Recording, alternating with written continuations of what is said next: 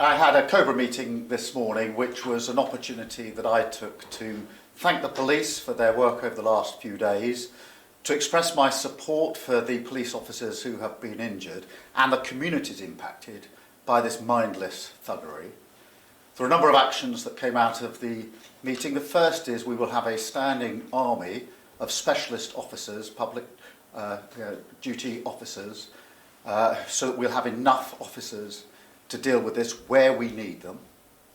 The second is we'll ramp up criminal justice. There have already been hundreds of arrests. Some have appeared in court this morning. I've asked for early consideration of the earliest naming and identification of those involved in the process who will feel the full force of the law.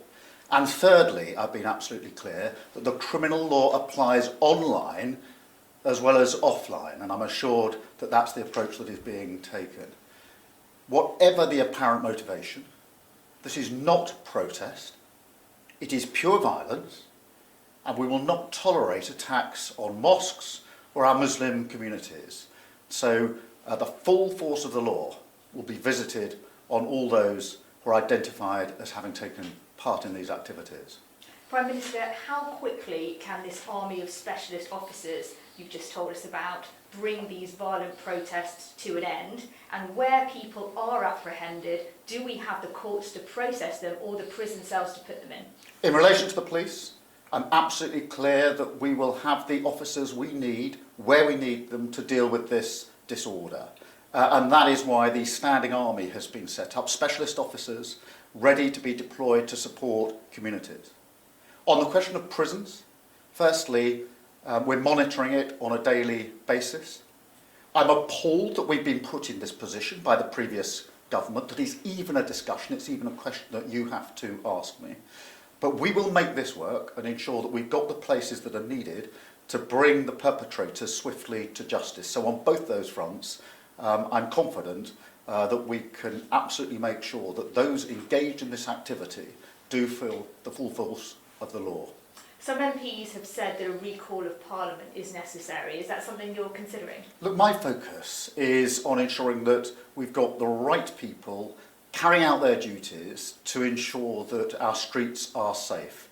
For the public, that is the first duty of government, and that's where my absolute focus is. So we don't need one at this stage? No, my focus is on making sure that we stop this disorder, that the criminal sanctions are swift and follow and be seen to be followed, which is why I've asked for consideration to be given to the earliest identification and naming of those that are involved in this. Many have been arrested, some have been charged, some of them are in court now. We're entitled to know who they are so they can be identified at the first opportunity.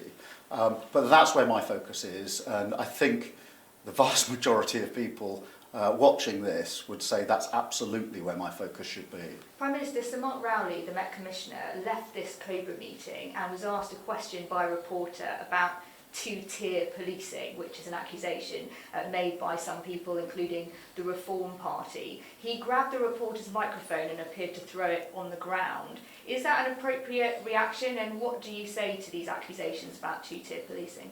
There's no two-tier policing.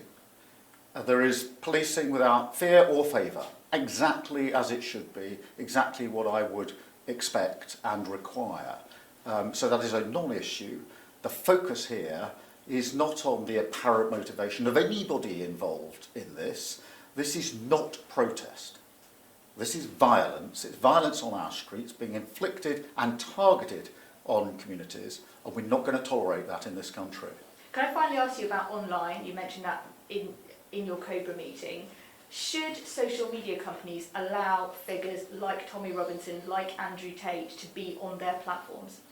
Well, the message from me this morning was very clear in the Cobra meeting, which is the law applies online. So if you're inciting violence, it doesn't matter whether it's online or offline.